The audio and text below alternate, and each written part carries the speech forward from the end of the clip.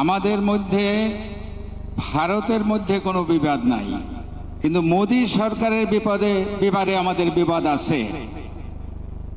কারণ মোদী সরকার চালায় কারা? শিবসেনা, বজরং, স্বয়ংসেবক, ইসকন, সেই সরকার চালায়।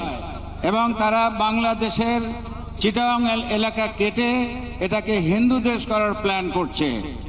তারা উত্তরে দিনাজপুর এবং রংপুর ডিস্ট্রিক্ট কেটে নিয়ে ওই চিকেন নেক শিলিগুড়ি করিডোরের সঙ্গে মিলানোর চেষ্টা করছে।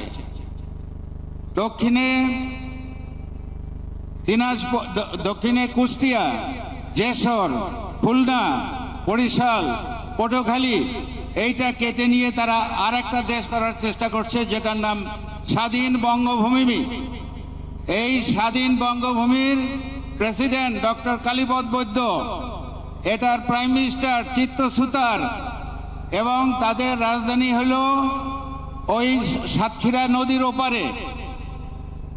তাদের একটা ফ্ল্যাগ আছে, সেই ফ্ল্যাগটা ঠিক বাংলাদেশের ফ্ল্যাগের মতোই, কিন্তু যেখানে লাল সূর্যটা আছে তার উপরে ও লেখা, ও চন্দ্রবিন্দু।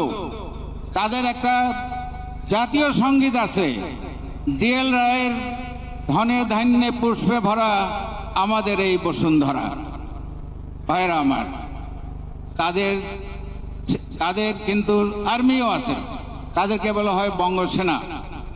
নাও এই যে প্ল্যানগুলো, এই প্ল্যানগুলো দিল্লির থেকে তো নরেন্দ্র মোদী করতে পারবে না। কে করবে তাহলে?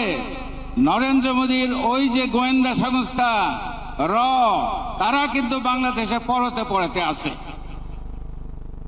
এই কিন্তু পটুয়াখালীতে আছে। তারা আমাদের মধ্যে বিভেদ সৃষ্টি করার চেষ্টা করছে, আমাদের মধ্যে ডিভাইড সাব ডিভিশন করার চেষ্টা করতেছে। কিন্তু সবচেয়ে ডেঞ্জারাস সেটা হলো আমাদের তরুণদেরকে তারা রিক্রুট করার চেষ্টা করতে আছে। কাজে আমি আমাদের পিতামাতাকে বলবো, স্কুল কলেজ শিক্ষকদের বলবো, যেন ওই পাতানো রয়ের ফাঁদে আমাদের তরুণরা পা দিতে না পারে। ভাইয়ের আমার, ভারতের ডিফেন্স মিনিস্টার সে তার সৈনিকদেরকে, আর্মিকে বলেছে বিরুদ্ধে যুদ্ধ করার জন্য তৈরি হতে। তারা বর্ডারে বিভিন্ন জায়গায় গন্ডগোল করার চেষ্টা করতেছে, আমাদের পায়ে পাড়া দিয়ে ঝগড়া করার চেষ্টা করতেছে, কিন্তু কোনো কাজ হবে না, কোনো কাজ হবে না।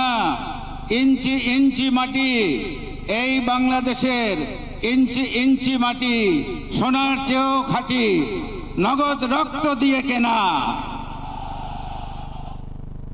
জীবন দেব, রক্ত দেব, যুদ্ধ যদি করতে হয় যুদ্ধ করব, বিনা যুদ্ধে নাহি দেব সুচ্চাগ্র মেদিনী। আপনারা সবাই ভালো থাকেন। আসসালামু আলাইকুম ওয়া রাহমাতুল্লাহি ওয়া বারাকাতুহু।